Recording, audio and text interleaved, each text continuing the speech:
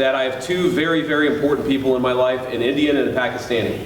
The Indian is my wife, and the Pakistani is Field Marshal Munir. And I've probably talked to Field Marshal Munir more than I've talked to anybody else over the last 3 months. We would not be here without his statesman. I have a few other notes of appreciation. First of all, to the Prime Minister of Pakistan. A dear friend of the President's, a dear friend of mine, a guy who has been, with his leadership and his very careful and skilled negotiations, got us to this point. To his Field Marshal in Pakistan, Asim Munir. I will say that since Field Marshal Munir welcomed us with the Prime Minister in Islamabad, I have joked that I have two very, very important people in my life, an Indian and a Pakistani. The Indian is my wife, and the Pakistani is Field Marshal Munir. And I've probably talked to Field Marshal Munir more than I've talked to anybody else over the last 3 months. We would not be here without his statesman. Well, I'll say just a few words here. And first of all, I have some notes of appreciation. First of all, I want to thank the President of the United States, who sends his best to all the great leaders assembled here, because he's empowered us to find a diplomatic resolution to a host of issues that matter to the American people, but I think the world. The opening of the Strait of Hormuz, the ending of the Iranian nuclear program, all of these things have already been accomplished. The question before us now is how much more can we accomplish together? Can we turn over a new leaf? Can we change relations in the Middle East permanently? Or do we go back to doing things the old way, which is not our preference, but is certainly very much something that can happen. I have a few other notes of appreciation. First of all, to the Prime Minister of Pakistan. A dear friend of the President's, a dear friend of mine, a guy who has been, with his leadership and his very careful and skilled negotiations, got us to this point. To his Field Marshal in Pakistan, Asim Munir. I will say that since Field Marshal Munir welcomed us with the Prime Minister in Islamabad, I have joked that I have two very, very important people in my life, an Indian and a Pakistani. The Indian is my wife, and the Pakistani is Field Marshal Munir. And I've probably talked to Field Marshal Munir more than I've talked to anybody else over the last 3 months.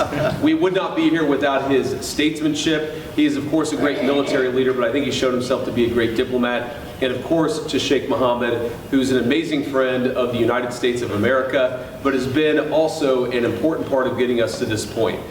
I think it's important for the American people, but people all over the world to appreciate that what's brought us to this moment is the President's leadership and the President's willingness to see a Middle East that is much different 10 years from now than it was 10 years ago. And what we're trying to accomplish here is something very simple. Through diplomacy, through working together to transform the Middle East, where Iran and the Gulf have been at war with each other, or at least have had very unfriendly relations, where Iran has been a driver of regional instability. Now we see a future where everybody can work together to promote peace and prosperity for everyone. What we have already seen back home in the United States is lower gas prices. We've seen the free flow of oil and gas. We've seen peace. And now we're trying to build on that to see if we can build something even better and more sustainable for the future. This is a historic meeting.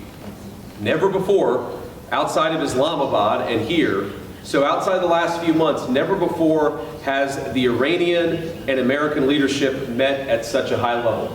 What the President has asked us to do is turn over a new leaf, to transform our relationship with the people of Iran and to extend an outstretched hand that says to the people of Iran that if your leadership is willing to give up being a driver of regional instability, if they are willing to give up nuclear weapons ambitions for the long term, then the United States is willing to fundamentally transform our relationship with that country.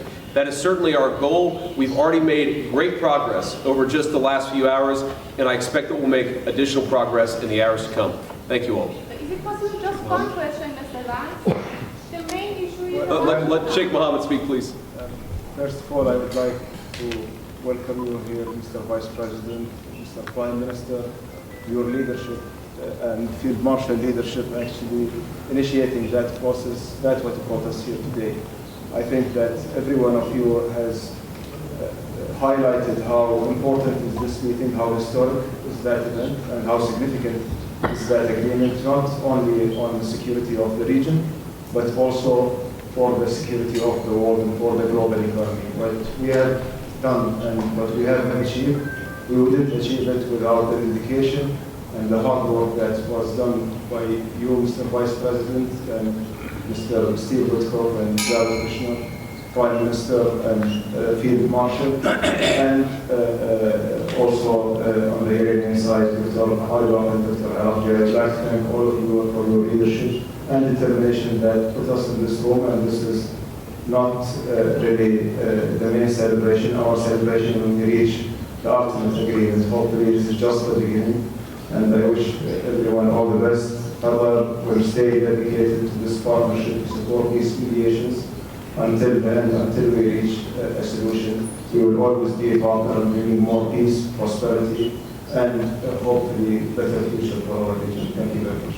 Thanks, Sheikh. So guys, we'll take just a couple of questions, and then we're going to have to kick out the media and get started with the hard work. Go ahead. Mr. Vice President, thank you. Do you have a message for Prime Minister Netanyahu with regards to Israel's military operations in Lebanon? Well, first of all, we've seen great progress over the last just couple of days in ensuring that the ceasefire holds in Lebanon. These things are always a little bit messy. If you go back to how much was happening 3 months ago and compare it to 3 weeks ago, great progress has been made.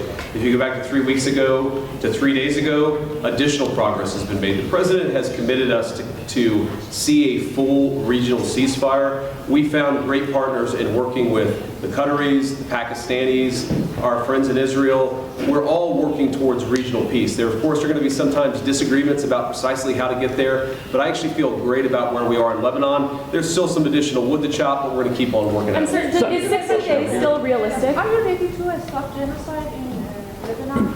As you know, your alignment, Israel has something like genocide in Lebanon. The main issue is stopping this.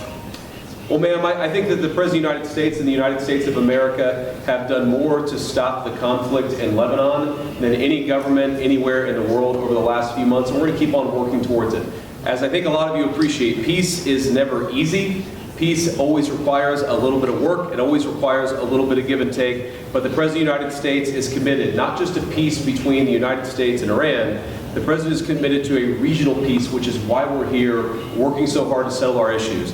The one last comment I want to make is what today really represents is the beginning of a technical negotiation that's not going to solve every disagreement, but is going to allow us to sit together as teams for the first time really in history to figure out what matters most to the respective parties, to settle those issues, to solve those issues, and get to a better tomorrow. The reason why the political leadership of the respective countries is here is because we wanted to, first of all, set up the structure for these technical negotiations, and second of all, make sure that our teams have our full support and know they can always call on us to break through any barriers. Mr. We've got a lot of work to do. We're excited to do it. Thank you all for being here. Mr. Vice President, Mr. Vice President.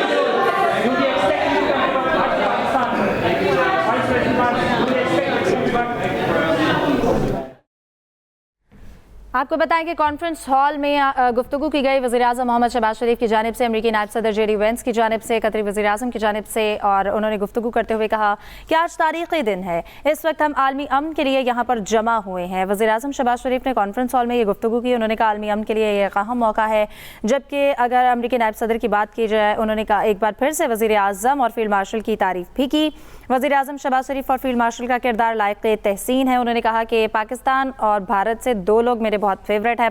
Bharat से मैं अपनी बेगम और पाकिस्तान से मैं field marshal को बहुत पसंद करता हूँ। जिस पर कॉन्फ्रेंस हॉल जो है उसमें कहकहे लग गए। लाइटर नोट पे उन्होंने डिस्कशन की, जिसके बाद